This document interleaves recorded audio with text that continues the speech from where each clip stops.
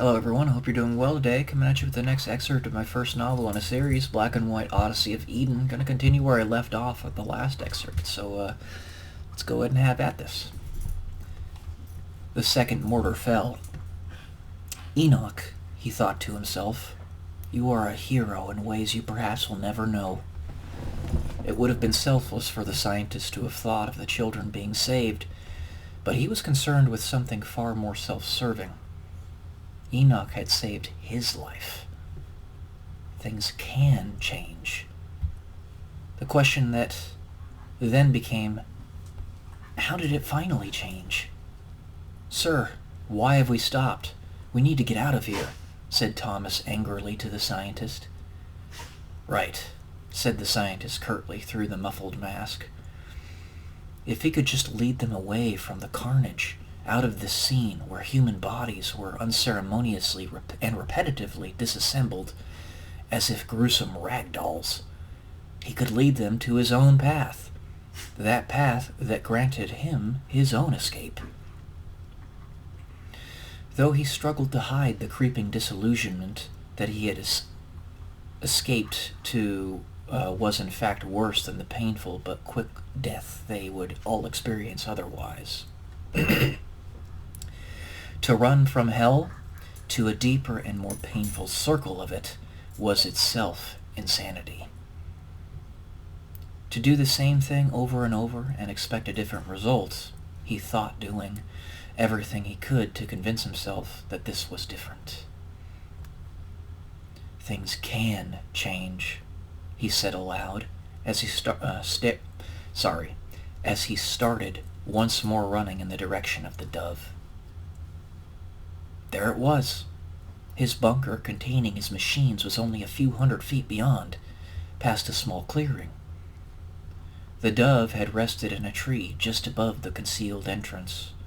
We're almost there, he yelled violently, so as to overpower the sounds of gunfire and helicopters flying overhead. But in this raging battle, the scientist knew it was foolish to think that a singular volley of chlorine gas would be all the aggressors could muster. What happened next was as if his worst fear manifested before him, blowing out the feeble candlelight of hope he had just garnered. The group scurried across the clearing. The whistle of a mortar blared overhead, and shortly thereafter, its contents exploded about the group. Another green cloud covered the children and Sarah trailing behind them. Thomas was standing in front of them, right hand covering his mouth as he coughed violently, while he swatted the air with his left. As the cloud quickly dissipated, the devastation revealed itself to Thomas and the scientist. The children that managed to survive the initial blast were coughing up blood in lethal portions of their lungs and various other innards as they writhed about the ground in innocent agony.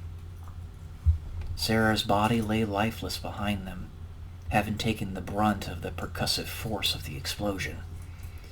She hadn't survived long enough to breathe the deadly air. No! Thomas howled in hopeless despair, falling to his knees. Tears began streaming down his face. The scientist stood behind Thomas, stoic. This scene, played out under different circumstances, in a slightly different location than before, was all too familiar to him, and he could feel no more.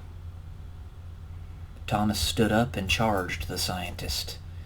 Once he reached him, he backhanded him in the face. You son of a bitch, he yelled, choking down a witch's brew of anger and helplessness. You led them to their deaths. How could you? He fell to his knees once more, hands clasping the scientist's arms, shaking them in confusion as sobs continued. The scientist remained silent. Under his mask, his face was blank, emotionless, devoid, almost soulless. A thought flickered through his head, and he jerked imperceptibly. Thomas is still alive? He survived? He then grabbed the sobbing Thomas by the arm and drug him the remaining distance to his fortification. The large metal door slammed shut.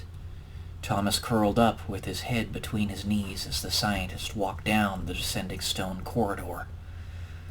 Since his compound was present in this moment in history, it was more efficient for him to enter it directly, rather than use a porthole, for he knew there were no paradoxes. That's it for this section. I'll come at you with the next one later. Love y'all. Peace.